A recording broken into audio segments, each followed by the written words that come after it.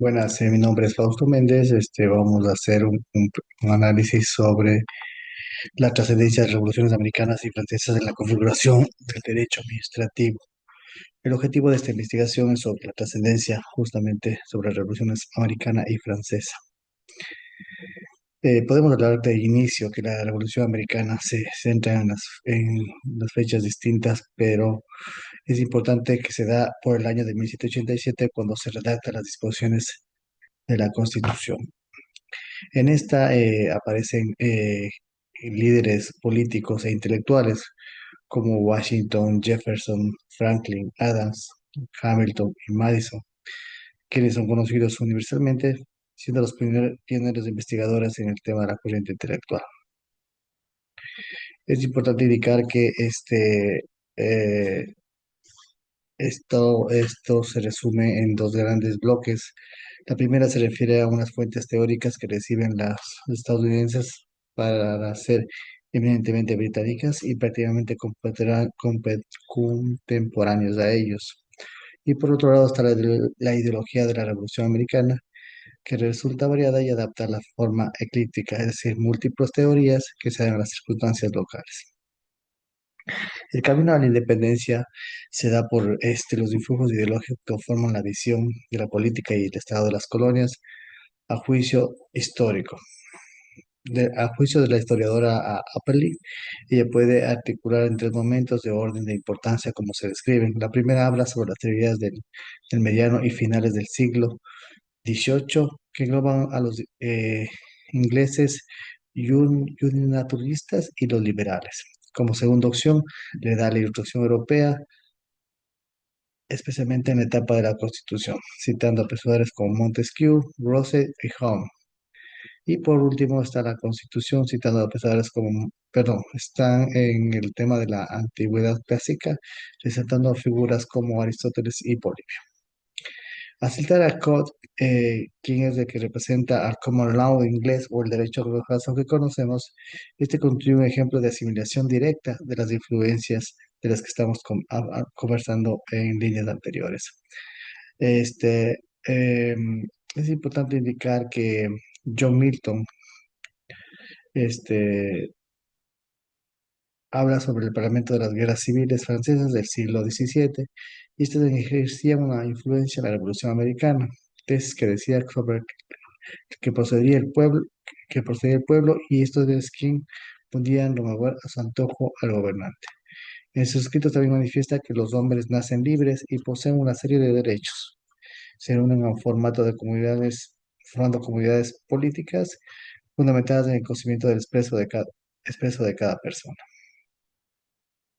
Otro de los pensadores también tenemos a John Locke, que ocupa un papel central en la independencia de los Estados Unidos, en el cual hace referencia a los derechos que impone la ley natural lockeana, que le conocen como es el respeto a la libertad, igualdad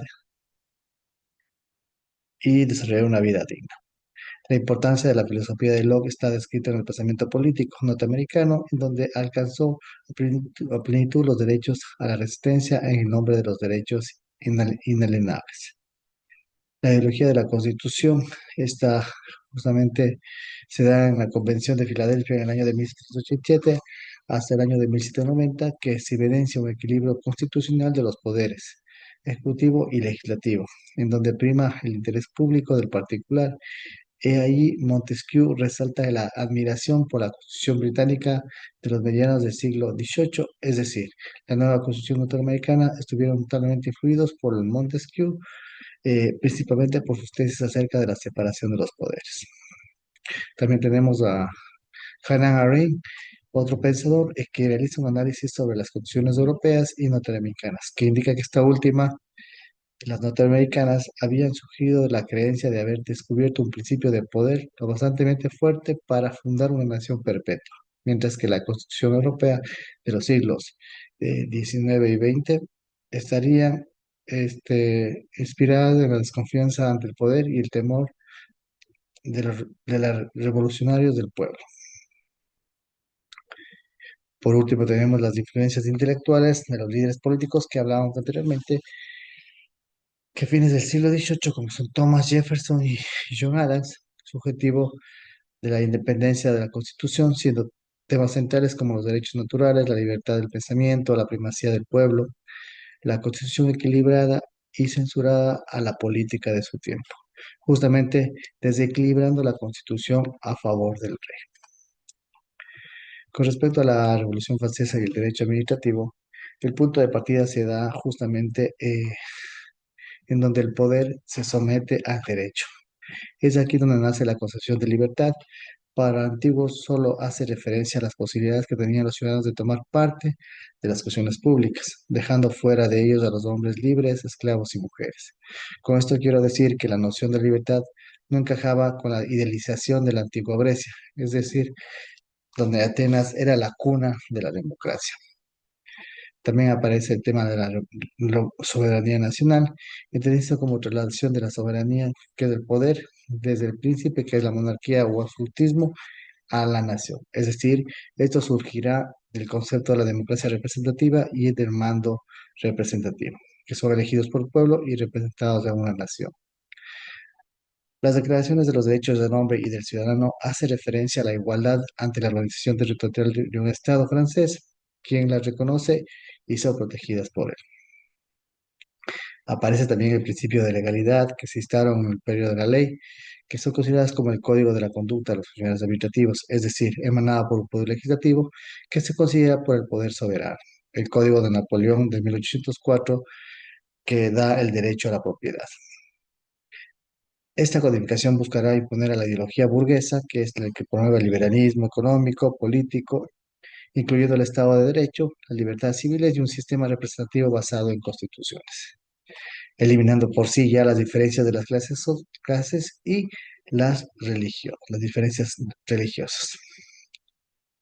La división de los poderes de Montesquieu, doctrina planteada por Aristóteles y luego por Locke, este último que influyó al pensador anglosajón a establecer los tres poderes del Estado, como conocemos, que es el legislativo, quien crea el derecho, el ejecutivo, que respalda las fuerzas de decisiones del legislativo, y por último, el federativo, dirigir las relaciones internacionales. Aquí no hacemos referencia al Poder Judicial porque algunos pensadores o autores de esa época eh, radicaban en que la competencia estaba en tanto podía estar en el legislativo como podía estar en el poder ejecutivo, que se daban en los dos poderes, el poder judicial. La discrecionalidad se va reduciendo con el nacimiento de los excesos de poder, de las incompetencias y del vicio de forma. El pensamiento liberal de Montesquieu, al estar influido por las teorías de Locke, como hablábamos anteriormente, tuvo mucho miedo al uso del incontrolado de las circunstancias, de las decepciones, por este consagro como máxima medida de suspensión temporal del habeas corpus, para poder hacer efectivo la detención de los agitadores sociales que existían en esos tiempos.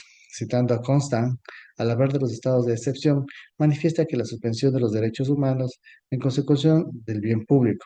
Es decir, que este punto se entiende que la doctrina de Rosen, desde la soberanía del pueblo, era contraproducente porque a nombre del bienestar del pueblo se podía cometer muchos desmanes, como fue el caso del régimen de terror de Robespierre y el Comité de Salud Pública, el cual fue un intento fallido de la insurrección y sus seguidores fueron apresados y ejecutados el día siguiente por la guillotina.